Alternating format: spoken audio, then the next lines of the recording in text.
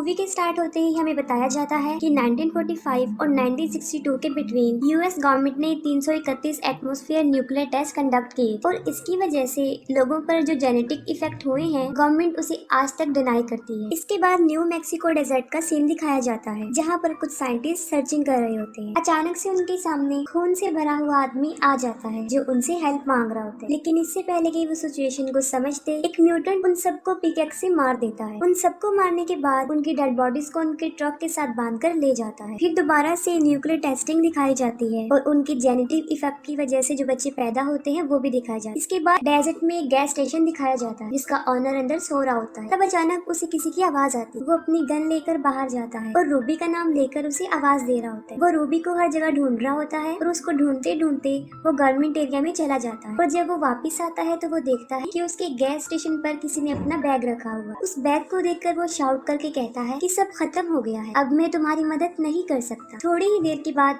वो दोबारा बाहर आता है और उस बैग को अंदर ले जाता है। इस दौरान कोई उसको देख रहा होता है। उस बैग में बहुत सारा एक्सपेंसिव सामान होता है और बैग में ही उसे किसी का कटा हुआ कान भी मिलता है। ये कान उसी लड़की का होता है जिसका वो बैग था और ये हमें तब पता चलता है जब हम पर्स में उस लड़की की तस्वीर को देखते हैं। और यहाँ पर हमें ये बात भी पता चल जाती है कि वो उन म्यूटेंट्स के लिए काम कर रहा होता है और वो बहुत लालची था। जब वो सामान चेक कर रहा होता है तब बाहर कोई आ जाता है। बाहर एक फैमिली होती है जो क्लीवलैंड से सेंटियागो जा रहे होते हैं। उस फैमिली में आदमी का नाम बॉब था जिसकी वाइफ एथल थी। उनके साथ उनके 3 बच्चे भी होते हैं, ब्रैंड, बॉबी और लिन। लिन का हस्बैंड डग और उनके साथ उनकी छोटी बेटी कैथरीन भी होती है। उनके साथ 2 जर्मन डॉग भी होते हैं जिनका नाम उन्होंने ब्यूटी बीस्ट रखा।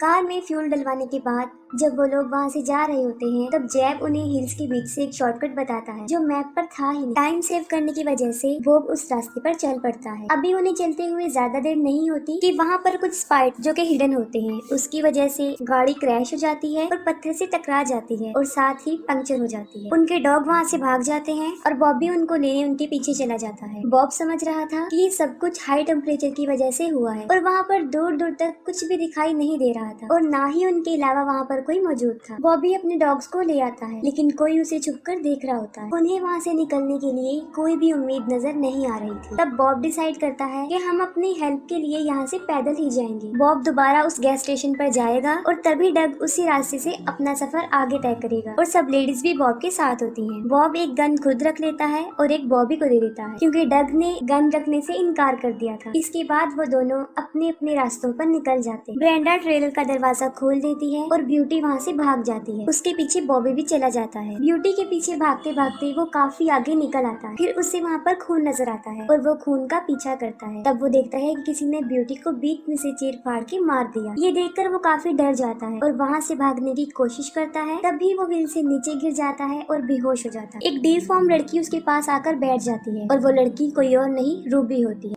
बाकी म्यूटेंट जैसी बिल्कुल नहीं थी। वो बॉबी को अपने भाई गोगल से बचाना चाहती थी जो कि ऊपर बैठकर ब्यूटी का पाँव खा रहा होता है। दूसरी तरफ डग चलते हुए एक बहुत बड़े हॉल तक पहुंच जाता है। इसमें बहुत सारी गाड़ियां खड़ी होती हैं। वो उन गाड़ियों के पास जाकर देखता है तब सारी गाड़ियां खराब होती हैं और कोई भी चलने के काबिल नहीं होती और बॉब को गैस स्टेशन तक पहुँचते पहुँचते रात हो जाती है। वहाँ पर वो जैब को ढूंढता हुआ अंदर चला जाता है। तब उसे वही बैग नजर आता है जिसमें कटा हुआ कान था। वहाँ पर उसे और भी बहुत ज्यादा सामान नजर आता है और वहीं पर न्यूज़पेपर हेडलाइंस भी लगी होती हैं जिससे वो समझ जाता है कि यहाँ पर क्या हो रहा है। वो बाहर खड़ी हुई एक गाड़ी में बैठकर वहाँ से जा रहा होता है। तभी उसे जैब की आवाज आती है। वो गाड़ी से उतरकर उसे देखने जाता है। जैसे ही बॉब उसके पास जाता है जैब अपनी गन से अपना सर उड़ा लेता है। ये देखकर वो काफी डर जाता है और वहाँ से भागने का फैसला करता है। वो गाड़ी में बैठकर वहाँ से भाग रहा होता है लेकिन उसी गाड़ी में एक म्यूटेंट छुपा होता है। वो बॉब को बहुत ज्यादा मारता है और उसे बेहोश कर देता है और वहाँ से उसे ले जाता है। बॉबी भी अभी तक वापस नहीं आया होता और ब्रेंडा उसे ढूंढने के लिए चली जाती है और रूबी अभी तक बॉबी के पास बैठी होती है और जैसे ही वो ब्रेंडा की आवाज सुनती है वो वहाँ से भाग जाती है। तब ब्रेंडा बॉबी को वापस ले आती लेकिन बॉबी उन तीनों को कुछ भी नहीं बताता। फिर सडनली वहाँ पर कुछ हरकत महसूस होती है।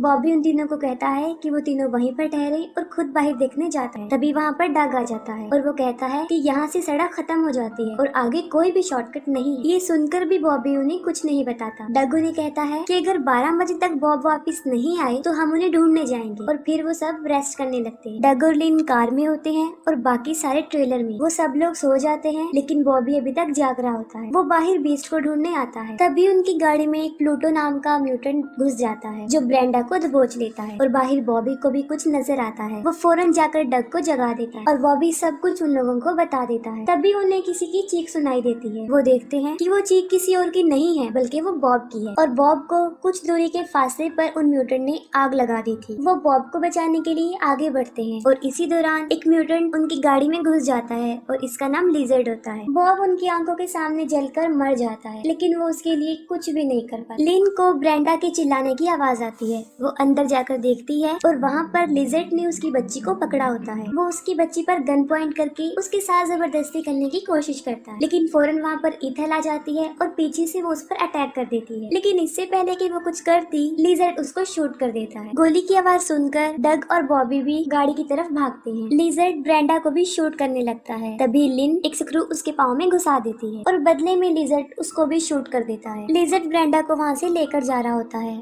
और तभी वहाँ पर डग और बॉबी पहुँच जाते हैं। डग जब ट्रेलर में आता है तब वो देखता है कि लिन मर चुकी है। ये देखकर वो काफी शॉक्ड हो जाता है और तभी उसे अपनी बेटी का ख्याल भी आता है। तभी वो इधर उधर देखता है, तब उसे पता चलता है कि कैथरीन वहाँ पर नहीं है, वो म्यूटेंट उसे ले गए हैं। गोगल काफी देर से उन लोगों के ऊपर नजर रखे हुए था और तभी एक डॉग उस पर हमला कर देता है। ईथल अभी तक जिंदा थी, लेकिन देखते ही देखते उनकी आंखों के सामने वो भी मर जाती है और बॉबी उन सबको मारने के लिए बाहर जाता है और डग उसे काफी रोकने की कोशिश करता है और इसी दौरान उन्हें किसी म्यूटेंट की बाहर से आवाज आती है। तभी वो बाहर जाकर देखते हैं तो बीस्ट गोगल के हाथ में एक वॉकी टॉकी लेकर आया होता है। जैसे ही सुबह होती है, डग बीस्ट के साथ अपनी बेटी को ढूंढने जाता है। बीस्ट उसे एक माइन में ले जाता है और उसी माइन में इन सब म्यूटेंट्स की कब्रें थी, यानी वो ही इन म्यूटेंट्स का कब्रिस्तान था। बीस्ट उसे माइन से बाहर लेकर आता है और वो देखता है कि कहीं दूर विलेज में न्यूक्लियर टेस्टिंग हो रही है। दूसरी तरफ बॉबी और ब्रेंडा भी इन म्यूटेंट्स को मारने के लिए उनके लिए कुछ ट्रैप बिछा रहे थे। डग उस विलेज में चला जाता है और वहाँ पर उसे उसकी बेटी कैथरीन मिल जाती है। वो अपनी बेटी को लेने उस घर में जाता है, तभी उसके सामने एक म्यूटेंट आ जाता है और उसे देखकर डग छुप जाता है। उस म्यूटेंट का नाम सिस्ट होता है और जैसे ही सिस्ट वहाँ से जाता है, वो उस घर में घुस जाता है। अंदर जाकर वो बिग मामा को देखता है जो कि टीवी देख रही होती है। वो किसी तरह बिग मामा से बचकर कैथरीन के पास जाता है और उसे वहाँ से लेकर भागता है, लेकिन बिग मामा उसे काफी मारती है और बेहोश कर देती है। और जब उसे होश आती है तो वो देखता है कि उसके साथ और भी बहुत ज्यादा ह्यूमन बॉडी पार्ट्स पड़े हुए हैं। वो एक फ्रीजर में होता है और किसी तरह वो वहाँ से निकल जाता है और बड़ी चालाकी से आगे बढ़ता है। तब उसे बिग ब्रेन नाम का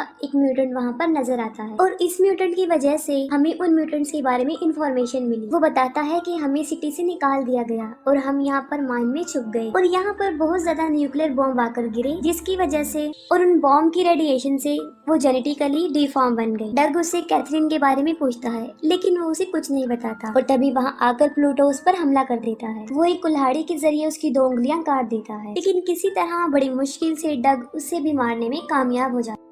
वो देखता है कि सिस्ट भी वहाँ पर गन लेकर आ रहा है, जिसे डग छुपकर देख रहा होता है। उस पर हमला करता है और उसे भी मार देता है। बिग ब्रेन रेडियो पर लिजर्ड को ये ऑर्डर देता है कि वो उसकी बच्ची को मार दे और इसी दौरान बीस्ट उसे मार देता है। डग कैथरीन को ढूंढने हर घर में जाता है, लेकिन उसे कैथरीन तो नहीं मिलती, लेकिन वहाँ पर उसे बहुत सारे डिफॉर्म बच्चे नजर आते हैं। लिजर्ड जब कैथरीन को मारने लगता है तब वो देखता है कि वहाँ पर पिगलेट है, कैथरीन नहीं, कि कैथरीन को बॉबी वहाँ से लेकर भाग गई थी। दूसरी तरफ बॉबी की मदर की डेड बॉडी वहाँ से गायब थी। वो उसे ढूंढ रहे होते हैं, तब वो देखते हैं कि जुपिटर उसको खा रहा है। जुपिटर उन सब म्यूटेंट का बाप था। जैसे ही वो उन्हें देखता है, वो उनके पीछे पड़ जाता है और वो भी उसे फंसाने की कोशिश करते हैं और किसी तरह वो उसे अपने ट्रैप में फंसा लेते हैं। और जैसे ही वो ट्रेलर का दरवाजा खोलता है, वो अपने आप ब्लास्ट हो जाता है। रूबी कैथरीन को लेकर डग के पास पहुंच जाती है और तभी वहाँ पर लिजर्ड भी आ जाता है और डग उसे शूट कर देता है। रूबी डग को उसकी बेटी दे देती है और इसी दौरान लिजर्ड भी खड़ा हो जाता है और उन्हें गोली मारने की कोशिश करता है। तभी रूबी उसे पहाड़ से गिराती है और उसके साथ खुद भी मर जाती है। बॉबी देखता है कि जुपिटर अभी भी जिंदा है।